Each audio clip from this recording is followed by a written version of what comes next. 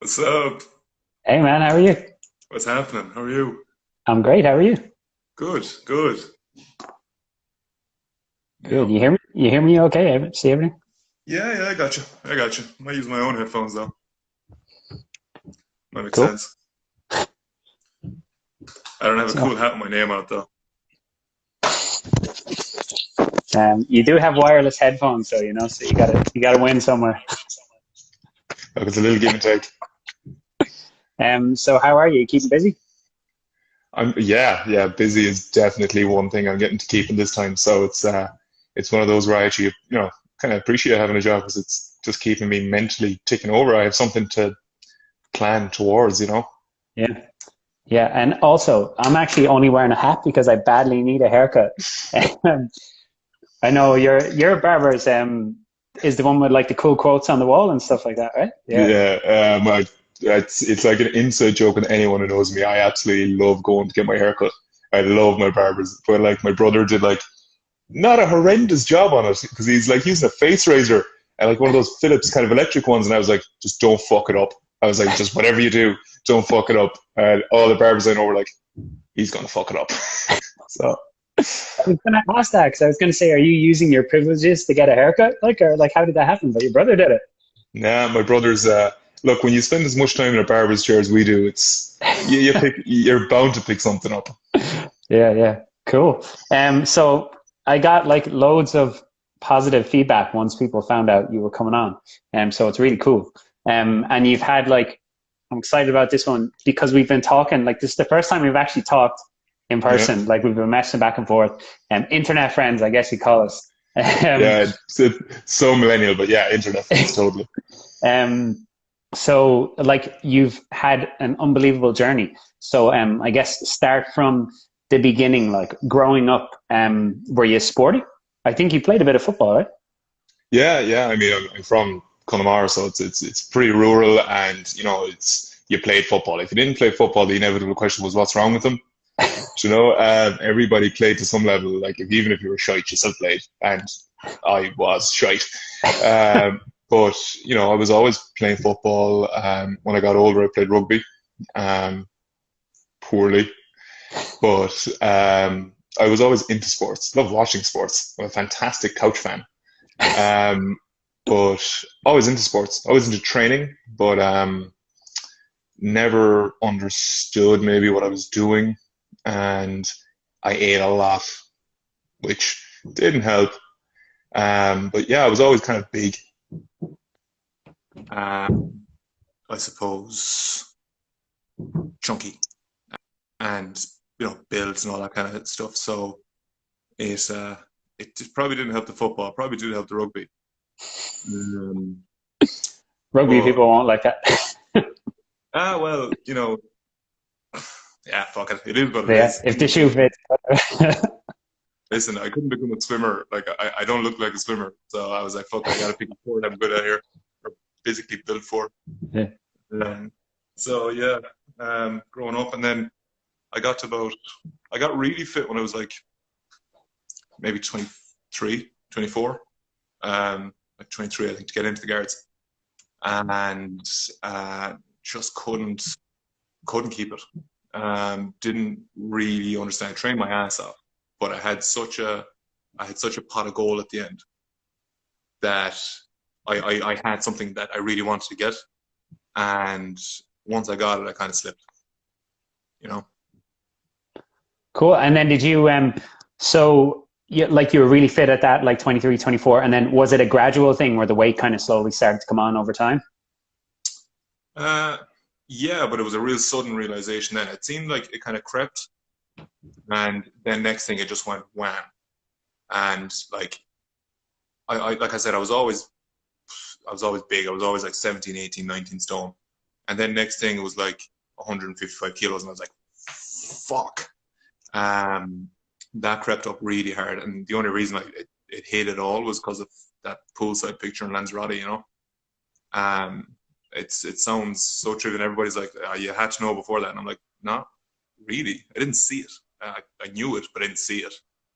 And that was the moment. That was the thing that changed.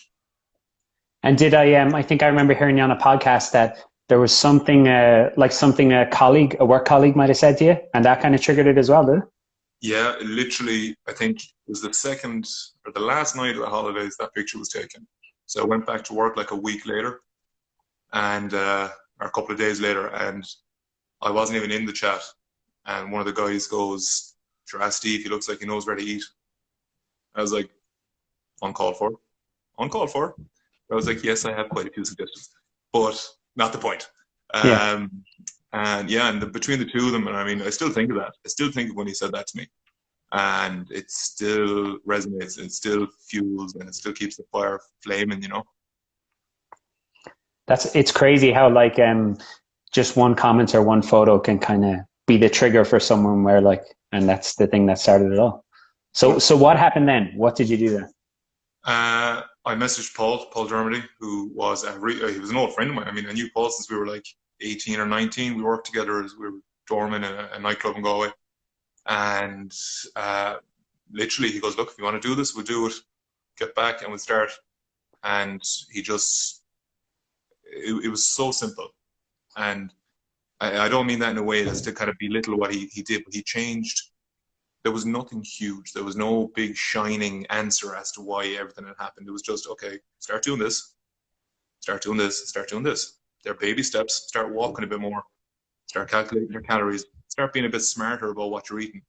And just the compound effect of that over time just led to a big change. But there were such small things that they didn't really affect my day-to-day life, so that I could still keep tipping away like I was.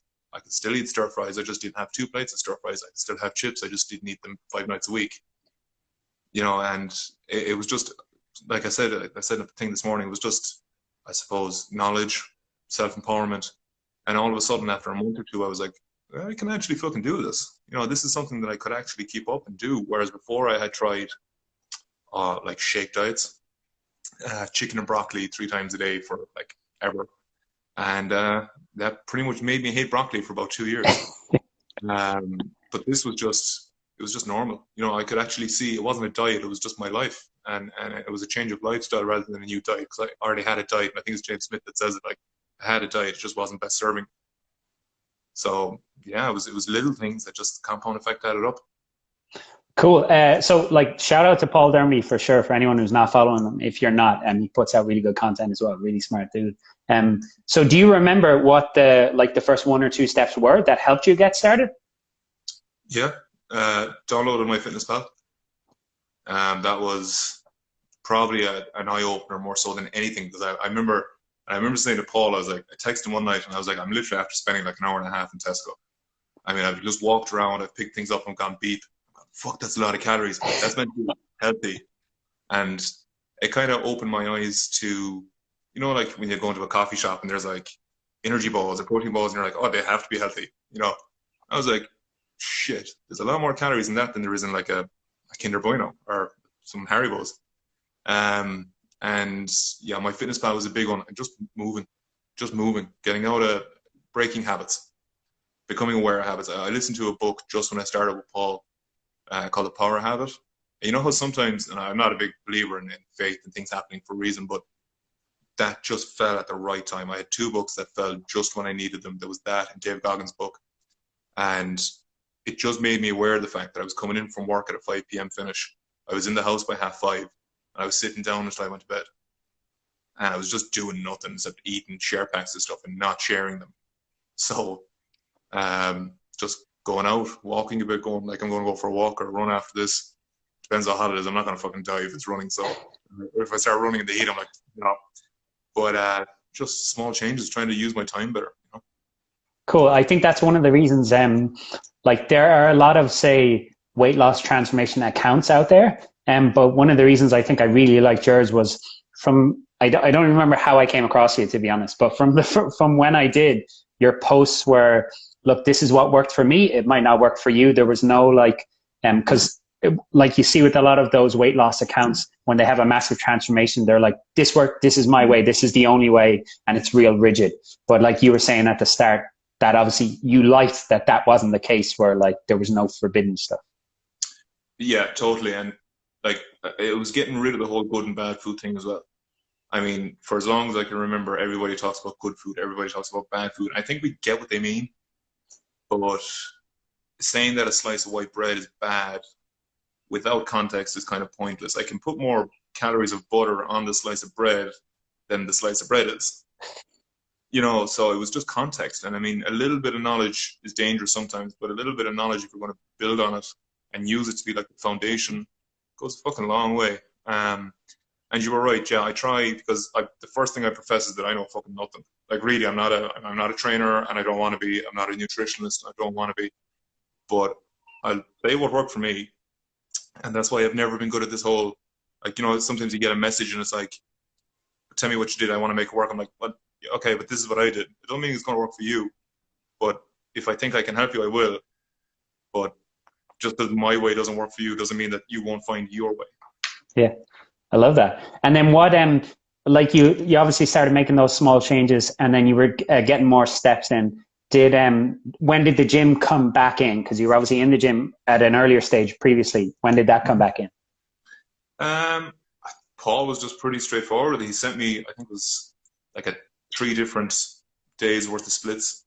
Yeah, and he just popped in. Speak of the devil, I swear to God. And he was like, look, if you can do 3 days a week, if you can do 6 days a week, but just like, I've kind of fallen into the fallacy before of training every day for a week and being burnt out and hating it and then not training for like 3 months. And if that meant training 3 days every week for 3 months and enjoying it, it was better than training for 6 days and never training again. Yeah, and like by all means now you love the gym, right? Yeah, and I was never like one of those people that worried going into a gym, but I suppose when I was at my heaviest, you kind of have that social consciousness that you're afraid that people are going to watch or look or judge. And there was a little bit of that. I remember saying to Paul one day in a gym we were in, and I remember kind of going, I can understand it. I wasn't necessarily feeling it, but I could really understand it. But I love it. I miss it pretty bad now. I have like 40 kilos worth of weights and a really dodgy little fucking barbell there, and it's like, it's doing the job. It's keeping me tipping over, but you miss it. It's just like it's like an outlet, Yeah, for sure. And you mentioned previously that Goggins book was one that hit home for you. And like the other day, you were channeling your inner Goggins. You were up like crack of dawn, I see. Yeah, it's the benefit of shift work. It's when you start work at 7 a.m. and you get up at 5, you can get a lot of shit done at 5 in the morning. And that sounds really cheesy, Tony Robbins or some shit, but at 5 in the morning, there's not a lot of distractions. There's no notifications on your phone. There's nobody to talk to. There's nothing like that. So it's just you and what you want to do. And if you want to do it, you're going to do it. So I just got up and did it, and I think it might become a thing. I kind of enjoyed it that day. I was really tired at like 8 p.m. or 9 p.m., but I was like, it's a good tired. Like, yeah. I just felt like I'd accomplished something for the sun to even come up. It's out there now. You've said it out loud in public on this slide, so pressure's on. So like you were saying with Paul's help, you started a couple times in the gym, and then like more recently, you've kind of really taken to running. Is that like out of enjoyment, or is it out of like doing something that you maybe weren't the best at, and like challenging yourself, or where did that come from? Both. Yeah, I mean, I listened to Goggins' book and I resonated with a lot. He was a big dude, lost a lot of weight to get the job he wanted, got into running. He was just a tough bastard. And I always told myself I couldn't run. And there was no real, I suppose I was a big fella. Physically, it was quite difficult to run. It was bad for my knees or whatever, but I always came up with those excuses to stop myself from doing it. And just gradually I started. I remember the first day or the second day I went running. I ran like, maybe half a kilometer, and I got sick. And I was like, okay, well, we're going to get at it again tomorrow, and I'm going to go further.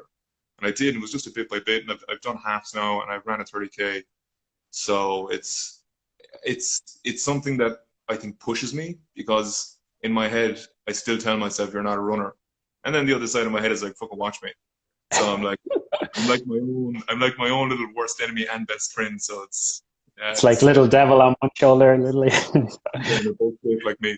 But yeah, no, I do enjoy it, but like I enjoy it once I get past like the second or third mile. the first two or three just they suck. They always suck. I don't Yeah, think I've yeah, ever put up on a run and gone, oh, this is brilliant. But like once I get into it, I'm like, yeah, this is enjoyable. This is good. yeah. And like you were saying, at the start when you were like much heavier, like joints wise, it might not have been a good choice. But just on the Goggins book thing, I actually only listened to that book because you posted about it. And it's one of the best audiobooks I've ever listened to just because of the layout where in between chapters, like it's almost like an interview. I Yeah. thought that was the coolest layout ever. Yeah, it's like a podcast. It's like a mini podcast in between each one where he talks through the last chapter and starts talking about the next one. And it was strange. I've never heard an audiobook like that. And it just adds so much because I've had people message me like, I read the book because you said it. I'm like, listen to the book, listen to it. I'm like, yeah, I know it's like whatever, 10 pounds on Audible or whatever it is. It's so fucking worth it. Yeah. But that's ruined all other audiobooks for me now that don't do that. So Yeah, yeah. I've re-listened like 2 or 3 times. I've got like, like bookmarks just scattered in along the book where he's just like angry. And I like his anger. It's like a constructive anger. Yeah. So is there another, like, do you have a running event in mind? Obviously there's a lot of uncertainty now, but like, had you another goal in mind? Like, were you going to go full marathon? Were you going to go? Yeah, I had a few things in mind. They've all been cancelled. Like, the only thing is, technically there's nothing stopping me from running distance and just repeating the 2K back and forth and back and forth. But the next one I really want to do is the Galway Bay Full. So last year's Galway Bay half was my first half. And when I finished, I said I'd come back the next year and do the full. So it's going to suck, but I'll do it. I will do it. Cool. And then do you find, so like you've obviously lost a ton of weight and then like to go from that and then to like interviews on the radio and like interviews online. I think there was a magazine as well. And you were asked to speak at an event. I think it was like a Layla's event, was it? Yeah, it's kind and of. then like you're inspiring people all over. I saw Jer pop in the comments there. Like you've had a huge impact on him as well, Jer Marsh. And like how do you find all that? Was it a bit overwhelming at first? It can be weird. It can be weird, and yeah, and you mentioned like that. The magazine was the weirdest. I think. I'm not completely sure about the nook and crannies of how it came about, but like I ended up in Men's Health USA, which was just fucking like. I remember the morning I got the link to it. I was sitting in a cafe and I was just in work on my lunch, and I just went, "What the fuck? How did this happen?" I was like, and I was sitting there, and I got like emotional. I was sitting there going, "How the fuck?" But yeah, Jer and like Paul has a good few clients that are just amazing people, and I think he gets a mindset across into clients, which is incredible, and everybody to look out for each other. Yeah, and that's really important, especially the kind of world we're in now at the minute. Like it's one of those where it's probably the best thing ever. I mean, we used to complain about people not visiting people, and now it's the perfect time to stay in contact over the phone or FaceTiming or Instagram or anything. There's any amount of ways to do it. But yeah, Jer, Dave, other Dave, Paul's got a lot of clients that I'm good friends with. I didn't realize Jer worked with Paul as well. That's mad. Yeah. Follow Paul if you're not already. Paul Dermody. So you don't know how that magazine came about, or did they just message you, or? Somebody messaged Paul, but I don't know how that person came to, like, I don't know how the fuck somebody in America figured it out. I think Paul had a connection somewhere, but it was like one of these, somebody knew somebody who knew somebody. Okay. And I was so grateful for, like, there's been so many things over the last, say, year, 2 years. And it's just like, when you sit there and you're just like, how the fuck, how did that come about? But it was good crack. It was good fun to do the radio with Paul and stuff. So, yeah. Deli, and you've had a couple of podcasts as well. You're on Shane Walters' podcast, right? Yeah, I've been lucky enough to be on a few podcasts. Shane invited me up for scones and jam to the big city. He knows the way to your heart. I'm a very simple person. I like coffee and I like scones, and he provided both. So I was like, I'm in the car, I'm gone. I'm on the way to you. Yeah, cool. And then just to touch on, you went to the Layla's event, the Marie Keating one. So like you've had cancer yourself. Do you want to talk about that journey a little bit? Yeah, no, I'm more than happy to talk about that. I mean, it was a huge part of my life, obviously. It's one of those things that I'll never You know, you might forget what it was like to be 155 kilos, but you'll never forget having cancer. It was just one of those things that sticks with you. So I was 20, and thanks to Layla, by the way, for the invite that day. It was the first time I've ever spoke on a stage, and I was wetting myself. I was there, and like, you know, when you have the like the timetable, and I was looking at it, and I was like, okay, there's like 5 people. Okay, there's 4 people before me. Oh fuck, I'm next. And I was starting to freak the fuck out. I was like, oh, this isn't good. But yeah, so I was 20, and I was working on a door, like I said, where I used to work with Paul, and just wasn't feeling right. Monday night, and did the Irish thing and text mom and went, geez, I don't feel good. She goes, look, go to the hospital. If you can't sleep, go to the hospital. And in the space of time between 9 and midnight when I was working, I got so bad, so bad. I couldn't even stand up properly. Went to the hospital. I'm to this day thankful that I had such a young doctor. I'm sure any doctor would have been fantastic, but the guy could resonate, and he was just sound. He was just a nice dude, and he was there for the week with me, and told me on the night that it could be cancer, but told me it could have been an infection, could have been anything. And after a couple of days of tests, they figured out that I had testicular cancer, um, and that I needed an operation to remove it. So that was like Thursday or Friday. And yeah, I mean, being told you have cancer, and I said it before, and I think I was actually talking to you about this. I did the IGTV, and I maintain that it's one of the favorite things I've ever said. That I wish everybody could have the perspective of the world of somebody who's been told they have cancer without ever having to hear it. Because not only did I grow up as a 20-year-old, but what I cared about changed greatly. Didn't give a shit anymore about, well, I still care about soccer and stuff, but I don't really, like, I don't hold it on the same pedestal as family or health or, you know, those kind of things. But yeah, I was lucky enough. I had a couple of years of just scans, tests. I was lucky I didn't need any radiotherapy. Fuck it. Um, but I was just really fortuitous. I was lucky in the sense that it turned out it was kind of not rare, but it was a unique-ish growth that it grew extraordinarily fast.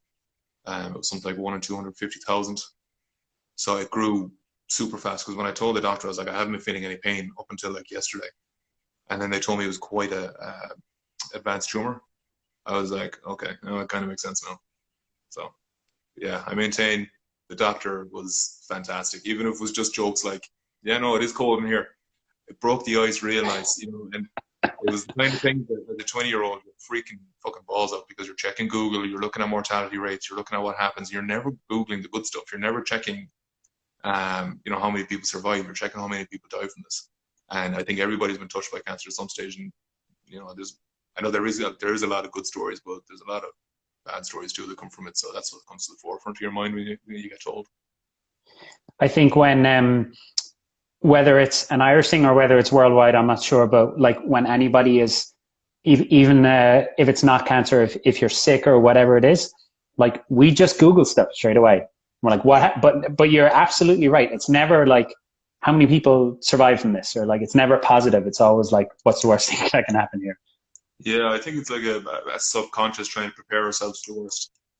And if it goes better than that, fantastic. But at least if this is the worst that can happen, at least I know, not that it's any fucking consolation if you die. But yeah, I think it's worldwide. I mean, how often, like I've gone into shops or I've gone into doctors and I've gone like, yeah, I Googled it there and it says that I might have coronavirus. But no, you don't know you have a sore foot. It's like, oh, like that.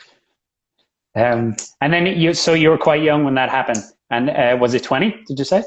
Yeah, I was 20. I was a couple of months away. My birthday's in January, and that was August. And they told me that I might not have made my 21st birthday, Wow. which was, yeah, that was. Remember I said like there's certain things you never forget. That was one of them. I was like, I'm never going to forget when he actually told me I had cancer. And he made a joke at the time because he took me into like a side room. It was like a big closet because he couldn't find anywhere. The hospital was jammed. And he goes, he told me, and he goes, just don't fall over. He goes, I'll never be able to pick you up.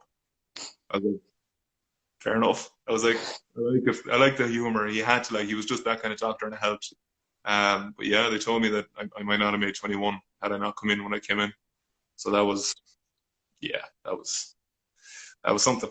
Yeah. And then, so from the diagnosis until you were, say, back in a normal routine or in like a normal, say, life, what was the time span then?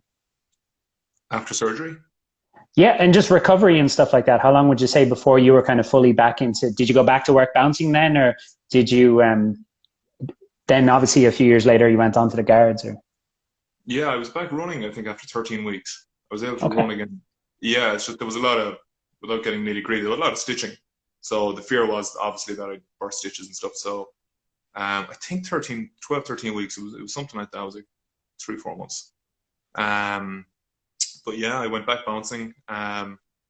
It was peak student season in Galway, so it was busy. And ended up getting into the guards 5 years ago. So I'm 29. So when I was 24, yeah. So I was right earlier when I said I got pretty fit around 24. yeah, yeah, cool. So then, like, fast forward a little bit, like from cancer and then the guards, and then you lost all the weight, and then the like Layla's event for the Marie Keating Foundation came up. Did that, like, to be asked to speak at an event is an amazing thing at any stage? But did that event, because of what it was for, like, was there something extra there for you? Yeah, the cancer thing means a lot to me. Purely because I maintain that I was quite lucky in the sense that I knew testicular cancer was a thing. Purely because I was a Lance Armstrong fan at the time, and I knew he had had it, and I knew it was a possibility. But other than that, and I remember saying it in the hospital that week. I'm not saying it's in any way better or worse than other cancers, but you don't really see anything about it. You see a lot about other cancers, prostates and breast cancers and stuff, and for obvious reasons. But I was like, if I make one person more aware of it, I could help one person. And if that's the best or worst that comes out of it, so be it. But it's better than nothing. Cool. And did you find it when you were up on stage at that event talking about your journey? I'm sure it was an emotional experience, wasn't Yeah, it was emotional talking to a room that was, I think, like 99% female. About my nuts. That was it? that was and I have witnesses. I have Shane and Layla and everybody else that was there. It was unusual, but I got a couple of laughs out of the room. I kind of slid the whole, the nuts thing in there quite well without them freaking out too much. But it was emotional though, because it's it's not that it's not easy to talk about, but it's a very delicate subject, literally and physically. But it's something that I feel I have to talk about. Because, like I said, if just one person gets something out of it, that's better than nothing. Yeah. Well, I mean, I've spoken to a few people who were at the event and they said you did really well. So it definitely had an impact. Um, Thank you. and is that your goal with your social media as well? Like when you're posting, if you can impact one person, it'll Yeah. all be worth it. Cool. Yeah, I've said it a few times. It doesn't bother me if I have one follower, I get one like. If everybody unfollowed me tomorrow morning, I'd be like, fuck, I must have said something that really triggered a shitload of people. But if one person stays following and one person takes something from it, or if one person believes that they can then go and lose the 10 pounds, the 20 pounds, the 30 pounds, the 40 pounds they want to lose purely because of something I've said or I wrote or shared, then that is goal achieved. It doesn't matter to me if I get a fucking million likes or if I get one of those fucking gammy blue ticks. It just doesn't matter a shit to me. But if I can help anybody in any way, that's the biggest win I can have. That's like such an amazing approach that I wish if everybody that's on social media had that approach, like the world would be a much better place. I think I'm kind of lucky in the sense that it's not that Instagram and stuff doesn't matter to me, but like I have my job and it's totally detached from this. It has nothing to do with it. Fully supportive, but it has nothing to do with it. I'm not like I said, I'm not a PT, I'm not a nutritionist. Like Instagram doesn't affect my day-to-day life. And there's days there where I'm like, I actually don't give a shit about it. And I have like a love-hate relationship with it where I can see there's weeks where I'm like, fuck, I haven't wrote anything. And it kind of gets into my head and I'm like, what's the fucking matter? It's like, no, it's if it's making me unhappy, I'm like, okay, sign out, going for a walk.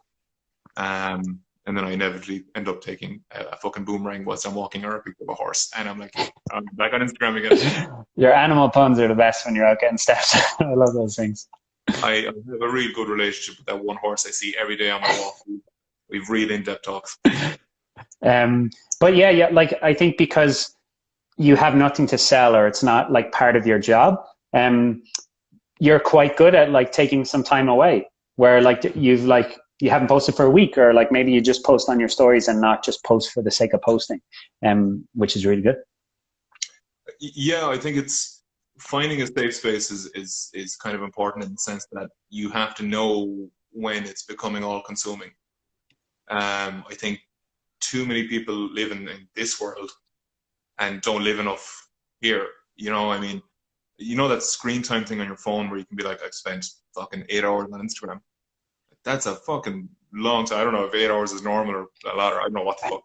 But, you know, especially now, I mean, I heard a psychologist the other day say, when are we ever, as a human race, going to get the chance to stay home with our kids, with our family, and have this time again? He was trying to find I suppose, the bright side psychologically of the Corona thing. He was right. I mean, when are mothers and fathers and brothers and sisters going to get to hang out like this again? You know, it's probably, hopefully, from a health point of view, it never happens. But like, there's so much negativity around this at the minute that people are totally negating the positives. I mean, you can do so much learning right now. You can do so much reading, so much walking. It's fucking sunny.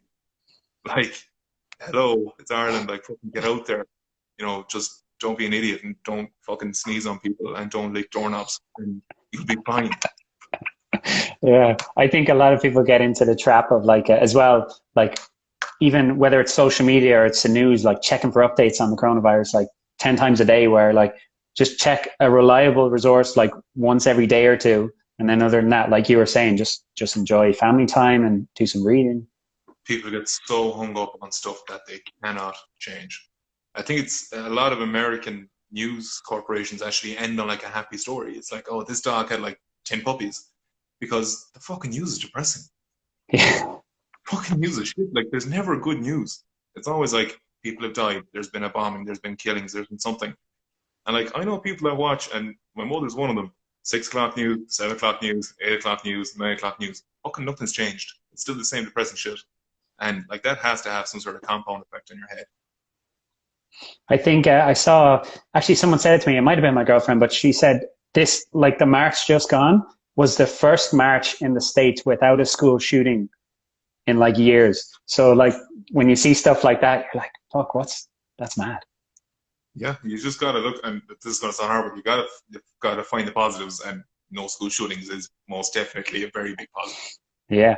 And so what are you're obviously still working, so you're plenty keeping busy. On your days off, do you have a structured routine for yourself or do you have a morning routine that you find kind of helps get your day going, or do you just wing it or?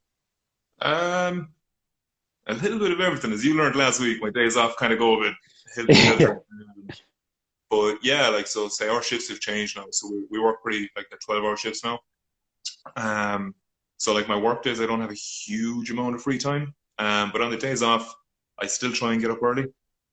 Um, no, it's kind of hard. I end up going for like 2 walks or a run and a walk now. And you know, I just like to get up, have a cup of coffee when the weather's like this, sit outside. I'm lucky I live in the countryside. It's literally I step out the back door and I'm looking at fields and sea, and it's just nice. You know, I've been trying to. Well, I tried reading. I'm like the world's worst reader. I fall asleep. I get so bored. And fucking, whereas with an audiobook, I stay concentrated. So I'm trying to get audiobooks in. I'm trying to get podcasts in. I've been listening to Jordan Peterson lectures, just keeping my head ticking over, because I think it'd be really easy to get mentally lazy right now, where you just kind of sit around, watch TV, maybe don't do anything productive. But and I don't know, a lot about it, but I'd end up getting pretty fucking bummed if I just sat around all day and felt I didn't do something. And plus, I like to get the little ticks on my watch to say I got my steps. It's a game. It's a game without, yeah, and I like to fucking win, so. So is that what you're listening to at the minute? Are you Jordan Peterson, or have you got any other books on the go? Or Yeah, I started the Gulag Archipelago 2 days ago. That shit's heavy. yeah, That shit's heavy as fuck. And I don't know why. I think I heard him speak about it, actually, Peterson. And he just recommended it. He was like, I think everybody should listen to it. So I was like, I'm going to listen to it. It's 23 hours. that's a lot of steps, man. That's a lot of walking. a lot of walking. That book is going to take me. By the time I get to the end, I'm going to forget what the start was. So, yeah, it's that's what I'm at. I really like Jordan Peterson's podcast. They're pretty much just outtakes from his lectures, and he's knowledgeable. He's funny, but he breaks down really, really complicated shit for the dum-dums among us. And he makes it so easy to listen to. Joe Rogan, Paul, Brian, Shane, Trisha, and Dan down in Cork are funny as fuck. And it's just keeping your mental space happy. It's easy to get physical now. The sun is out and everything, but keeping your mental space ticking over too is so important. Cool. So would that be like, if there was, from the weight loss and all this, like your whole journey, if there was something you could say to people to help them get started, it would definitely be like a mindset thing. Would it try and get your headspace right? I think so, yeah. I think, and Paul said it to me when we started, and I didn't totally believe him. I believed a lot of what he said because I knew that he knew what he was talking about. But he said if I started thinking like, 90 kilo, 95 kilo, 100 kilo Steve, and I started acting the way that he would act, then 155 kilo Steve wouldn't last very long, because I'd start getting into skinny person habits, and eventually they'd become my day-to-day habits. So I just say keep it simple. There's no magic fix. Be fucking patient, because it ain't gonna happen by next Monday. And just believe that you can do it. Because for a long time I tried easy fixes, didn't work. I wanted it like straight away, and that just wasn't. I'm a year and a half, near 2 years into it, and I'm still kind of tipping away. You have a long life ahead of you, and you want a lifestyle. You don't want to diet. You want to be able to have a barbecue and have a burger, and you want to be able to have chips and not fucking freak out about it. So just, if you get your headspace right, I think the physical stuff will follow. Amazing. Steve, thanks so much for your time. Thanks for doing this, man. Appreciate it. It was nice. Also, actually fun. Yeah, someone popped in the comments that Paul, actually my hairdresser, who I badly need, he said the Conor Marathon is rescheduled to September. So just so you know. It's literally off the road. I'm even there. Cool. Well, listen, thanks very much. And guys, if you're not following Steve, make sure you do. And also shout out to Paul Dermody and give him a follow. He always posts really good information too. Thanks a million, man. I'll talk to you soon. Thanks for having me. See you later, Steve. See you, man. Guys, thank you so much for watching. What an amazing guy Steve is, and what a journey. So much in that journey that I didn't realize before. Share this to your stories, send it to people. Thank you again for watching and for tuning in. And I will talk to you guys soon. I'll post about the next live in the next couple of days. Thanks, guys. Have a great day.